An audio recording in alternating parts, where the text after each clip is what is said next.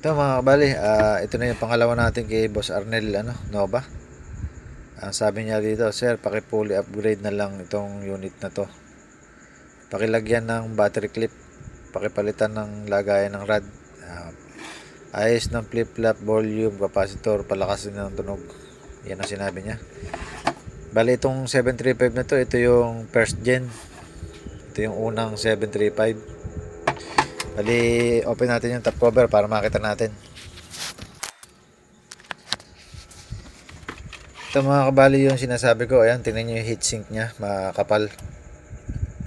Medyo mababa lang siya, pero makapal siya. Ayan, kaya ito yung first gen na mayroong fuse. Bali sabi ni sir, fully upgrade. Hindi yata natin malalagay dito sa ibabaw yung yung kanyang reverse polarity. Pero gagawa ko pa rin ng paraan to kung paano maisisingit. Ayan, bali upgrade din tayo sa mga capacitor. Sa lakasan dito sa pinapapalitan ni sir, itong terminal. Yan, bali din na natin testingin to. Tatanggalin muna natin sa housing nya. Tanggalin ko lang.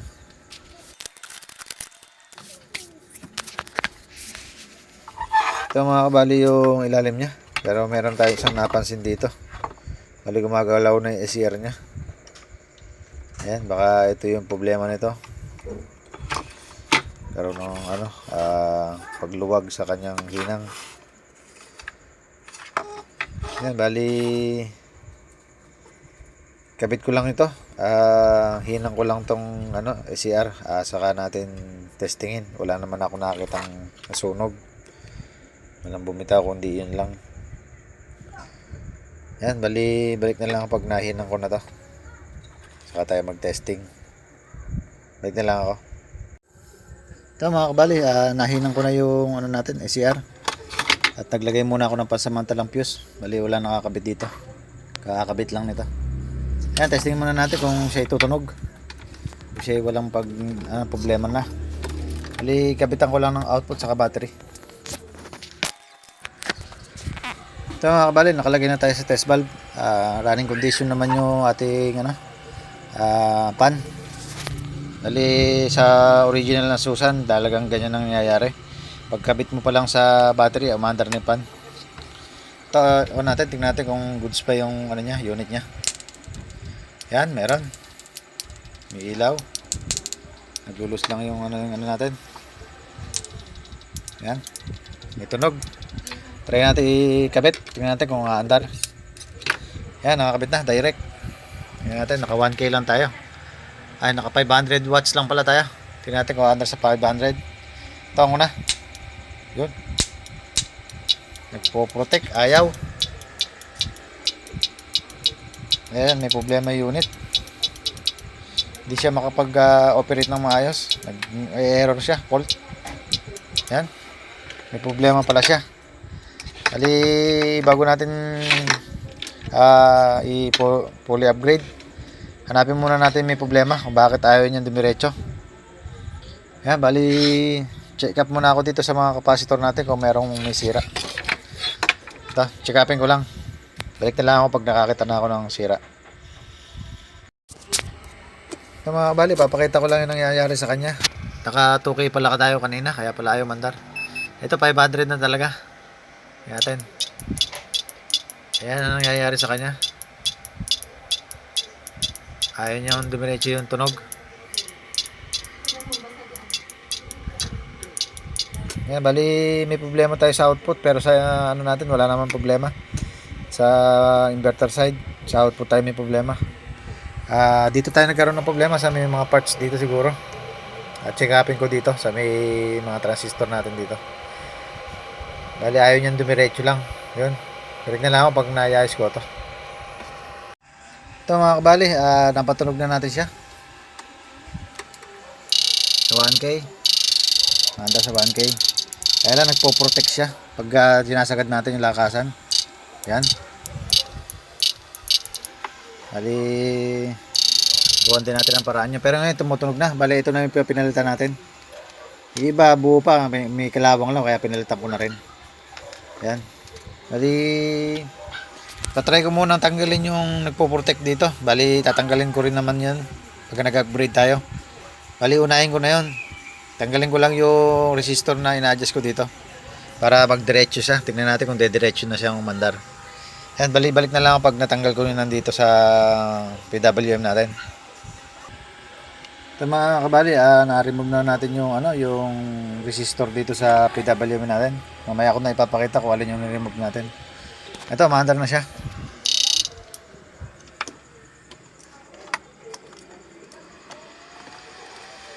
Naglulus yung natin, yung fuse. Yan, maandar siya sa 1K. Nakalo, high natin. Yan, maandar siya sa high pa natin dito sa switch. Yan, meron siya 47 amps sa 1K. Yan, bali tuloy na tayo sa ginagawa natin. Doon muna tayo sa reverse polarity. Maglalagay tayo ng reverse polarity dito. Yun ang unahin natin bago tayo mag-upgrade sa secondary. Yan, bali kakabitan ko na ng MOSFET dito. Balik na lang ako pag may nakakabit na. Pakita ko na lang kung paano style. So mga kabali, naikabit ko na yung reverse polarity natin. Ayan, puro solid na wire yung nilagay natin. Dapat pagka maglalagay kayo ng reverse polarity dito, kailangan meron siyang silicone pad saka plastic na washer para hindi kumukonekta rito sa ating heatsink. Kasi yung MOSFET natin sa baba naka body ground. Ayan, bali yan. Testing natin kung goods yung ginawa ko. Bitan ko lang ng battery. Malalaman naman natin to kung goods pagka umikot na yung pan. Sabihin okay yung pagkakagawa ng reverse polarity. Yan, bitan ko lang ng output. Ayan, pindutan. Ito, test valve lang muna natin ilalagay para safe natin malalaman kung buo. Yan, mandar na yung pan. Maandar. Subukan natin paandar rin. Yan natin kung may reaction sa ilaw. Yan, meron naman. May tunog din. Try natin direct. Yan, maandar. 1K. Bali, gumana naman na sa hanggang 4K ito. 4K ba? Natin yung 4K. Yan, maandar sa 4K. Yan, bali susunod na natin yung pag-upgrade. Magpapalit tayo ng capacitor dito. Gagawin natin 475 to. Yan, balik na lang ako pag napalitan ko to. Saka ito, irerekta na natin to, yung lakasan. Maglalagay tayo ng nakarektang 10K dito. Bali, dalawang resistor ang gagamitin natin dito. Parang ganyan din, tatlong wire din ang lalabas papunta doon sa baba, nakarekta yan. Tapos yung 10K na to, papalitan natin ng 500K. Dito naman tayo maglalagay ng wire para sa lakasan nya.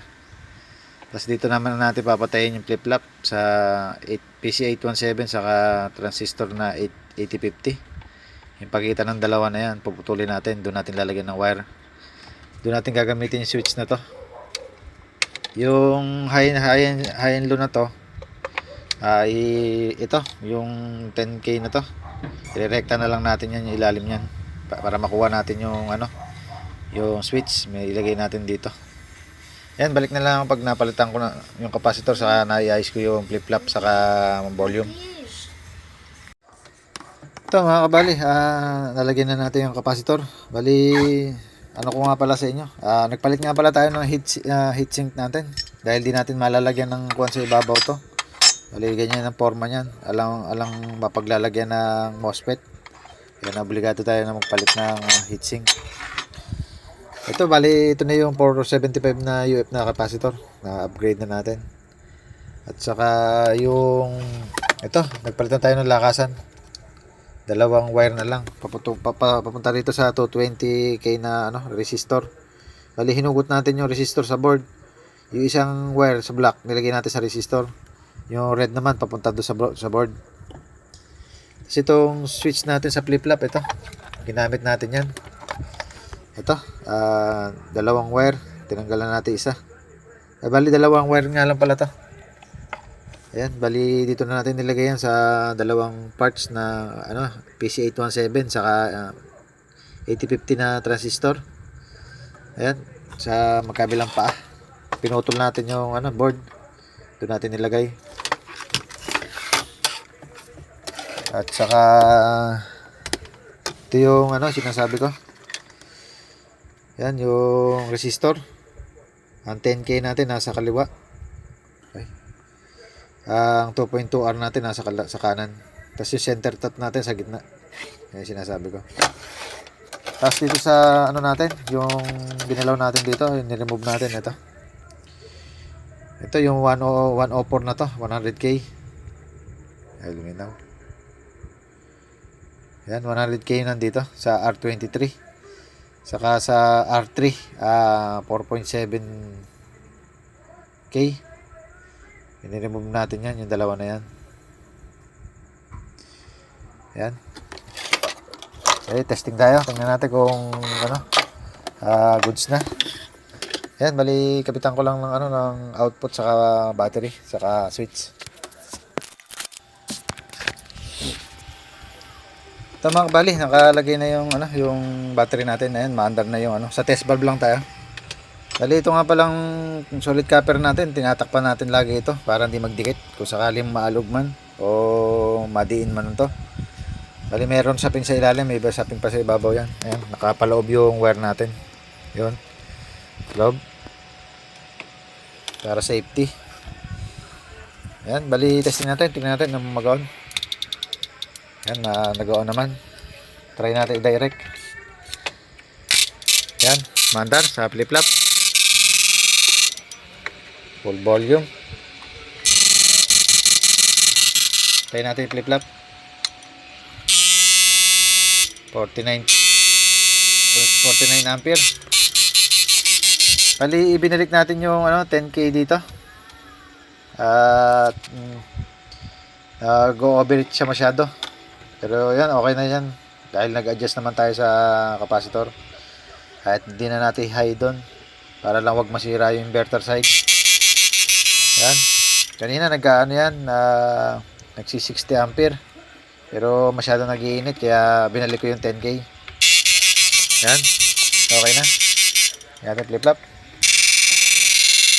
Yan. Ayos naman.